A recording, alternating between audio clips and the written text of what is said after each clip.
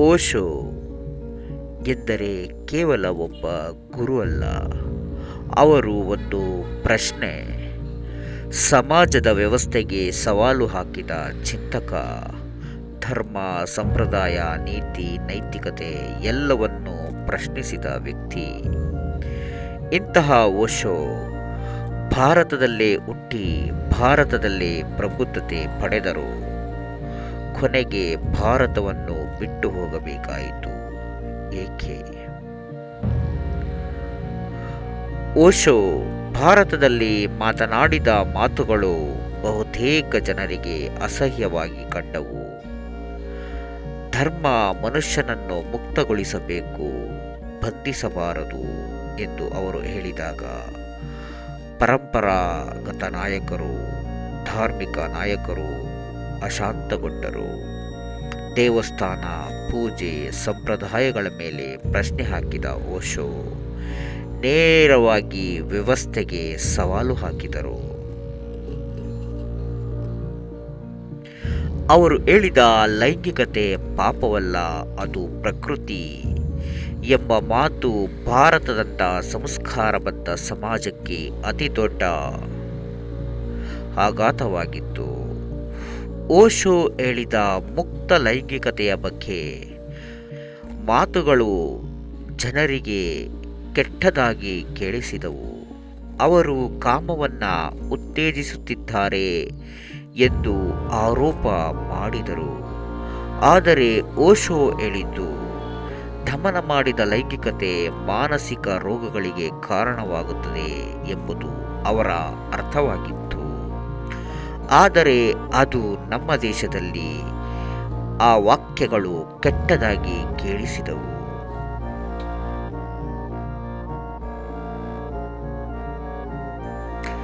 1970ರ ದಶಕದಲ್ಲಿ ಓಶೋ ಸುತ್ತ ಸಾವಿರಾರು ಯುವಕರು ಸೇರಿದರು.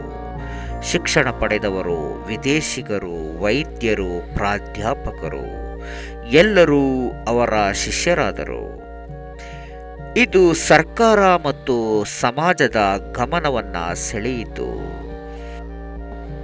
ಈ ವ್ಯಕ್ತಿ ಯುವಕರನ್ನು ಹಾಳು ಮಾಡುತ್ತಿದ್ದಾನೆ ಎಂಬ ಪ್ರಚಾರ ಮತ್ತು ಅಪಪ್ರಚಾರ ಎರಡೂ ಆರಂಭವಾಯಿತು. ಭಾರತದಲ್ಲಿ ಓಶೋನ ಮೇಲೆ ನಿರಂತರ ದಾಳಿ ನಡೆಯತೊಡಗಿತು. ಅವರ ಆಶ್ರಮಗಳ ಮೇಲೆ ದಾಳಿ, ಕೇಸುಗಳು, ರಾಜಕೀಯ ಒತ್ತಡ ಎಲ್ಲವೂ ಹೆಚ್ಚಾಯಿತು.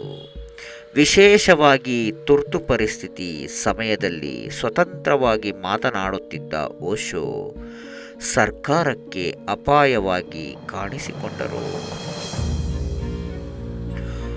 ಓಶೋಗೆ ಒಂದು ಯೋಚನೆ ಬಂದಿತ್ತು. ಈ ದೇಶದಲ್ಲಿ ಸತ್ಯವನ್ನು ಕೇಳುವ ತಾಳ್ಮೆಯಿಲ್ಲ, ಅವರು ಹೇಳುವ ಮಾತುಗಳನ್ನು ಕೇಳುವ ಮನಸ್ಸಿಲ್ಲ. ಧರ್ಮದ ಹೆಸರಿನಲ್ಲಿ ಭಕ್ತಿ ಇದೆ, ಆದರೆ ಅರಿವು ಇಲ್ಲ ಎಂಬುದು ಅವರ ಮನಸ್ಸಿನಲ್ಲಿ ಮೂಡಿತು. ಈ ಕಾರಣಗಳಿಂದ ಅವರು ಭಾರತದಲ್ಲಿ ತಮ್ಮ ಕಾರ್ಯವನ್ನು ಮುಂದುವರಿಸಲು ಸಾಧ್ಯವಿಲ್ಲ ಎಂದು ಭಾವಿಸಿದರು. ಅದಕ್ಕಾಗಿ 1981ರಲ್ಲಿ ಓಶೋ ಭಾರತವನ್ನು ಬಿಟ್ಟು ಅಮೆರಿಕಕ್ಕೆ ತೆರಳಿದರು. ಅಲ್ಲಿ ಹೋಗಿ ರಜನೀಶಪುರಂ ಎಂಬ ಹೊಸ ಸಮುದಾಯವನ್ನು ಕಟ್ಟಿದರು. ಅಲ್ಲಿ ಧರ್ಮವಿಲ್ಲ, ಜಾತಿಯಿಲ್ಲ, ದೇಶದ ಮಿತಿಗಳಿಲ್ಲ.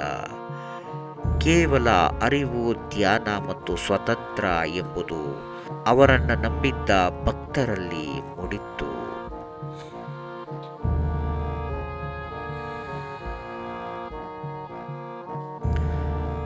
ಆದರೆ ವಿದೇಶದಲ್ಲೂ ಓಶೋಗೆ ಶಾಂತಿ ಸಿಗಲಿಲ್ಲ. ರಾಜಕೀಯ ಶಕ್ತಿಗಳು, ಮಾಧ್ಯಮಗಳು, ಸರ್ಕಾರ ಎಲ್ಲರೂ ಅವರ ವಿರುದ್ಧ ನಿಂತರು. ಕೊನೆಗೆ ಅವರನ್ನು 21 ದೇಶಗಳಿಂದ ಪ್ರವೇಶ ನಿಷೇಧ ಮಾಡಲಾಯಿತು. ಓಶೋ ಕೊನೆಗೆ ಹೇಳಿದ ಮಾತು ತುಂಬ ಮಹತ್ವದ್ದಾಗಿತ್ತು. ನಾನು ದೇಶವನ್ನು ಬಿಟ್ಟಿಲ್ಲ, ದೇಶವೇ ನನ್ನನ್ನು ತಳ್ಳಿತು. ಭಾರತ ಓಶೋಗೆ ಜನ್ಮ ಕೊಟ್ಟಿತ್ತು, ಆದರೆ ಅವರ ಚಿಂತನೆಗೆ ಜಾಗ ಕೊಡಲಿಲ್ಲ. ಕಾರಣ ನಮ್ಮದು ಸುಸಂಸ್ಕೃತ ರಾಷ್ಟ್ರವಾಗಿದೆ. ಓಶೋ ಭಾರತವನ್ನು ಬಿಟ್ಟರು ಎಂಬುದು ಪಲಾಯನವಲ್ಲ, ಅದು ಒಂದು ಸಂದೇಶ. ಯಾವ ಸತ್ಯವನ್ನು ಹೇಗೆ ಹೇಳಬೇಕು, ಯಾವ ಸತ್ಯವನ್ನು ಎಲ್ಲಿ ಹೇಳಬೇಕು ಎನ್ನುವುದು ಆ ದೇಶದ ಮೂಲ ಸಂಸ್ಕೃತಿಯ ತಳಹದಿಯ ಮೇಲೆ ನಿಂತಿರುತ್ತದೆ. ಯಾವ ದೇಶವೂ ಸುಲಭವಲ್ಲ. ಎಲ್ಲ ದೇಶಗಳು ತಮ್ಮ ತಮ್ಮ ಸಂಸ್ಕೃತಿಯ ನೆಲೆಗಟ್ಟಿನ ಮೇಲೆ ನಿಂತಿರುತ್ತವೆ.